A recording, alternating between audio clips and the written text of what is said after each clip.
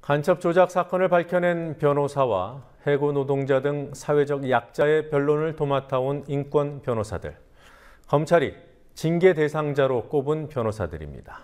이들은 모두 민주사회를 위한 변호사 모임 민변에 속해 있고 대한변호사협회 회원이기도 합니다.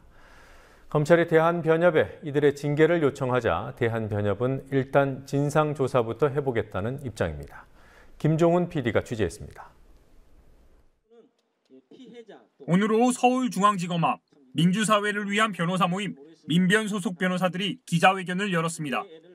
검찰이 민변 소속 변호사 7명을 징계해달라고 대한변호사협회에 요청했기 때문입니다. 해당 변호사들과 민변 소속 동료 변호사들은 민변 활동을 탄압하는 행위라고 강하게 반발했습니다. 이번에 징계건이 문제된 사안들도 사실은 민변 변호사들이 어떤 통상 징계에서 있어서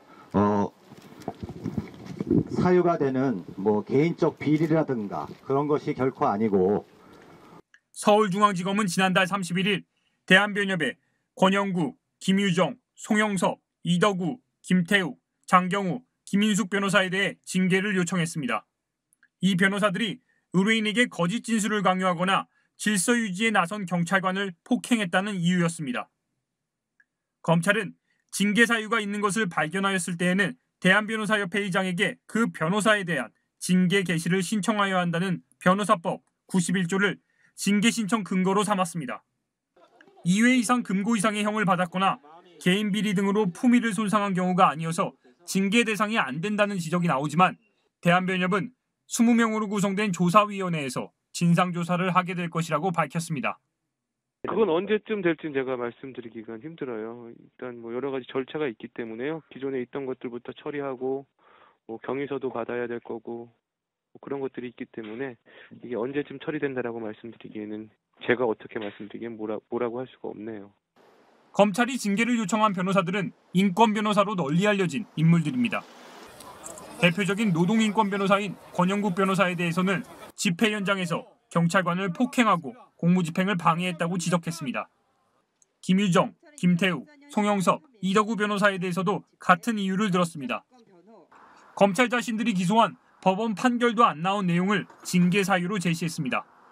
변호사들에게 생존권 목줄을 잡아서 결국은 인권 옹호 활동이라든가 사법 정의 실현을 한번에 대해서 재갈을 물려보겠다 이런 속내를 드러내고 있는 것 같아요. 치졸하게 이게 과연 앞에는 인권 옹호나 사법 정의를 빙자해서 이런 표현을 썼다 그러면 뒤에 가서는 경제적으로 타격을 주겠다 이런 표현은 서로 앞뒤가 모순되기 때문에 수없이 많은 시민들이 촛불을 들었다는 이유로 인해서 기소되고 처벌받았습니다. 이렇게 뒤늦게나마 검찰 당국에서 저를 비롯해서 민변 회원들을 촛불의 하나로서 인정을 해서 기소도 해주시고 또 징계 청구까지 해주셔서 정말 고맙습니다.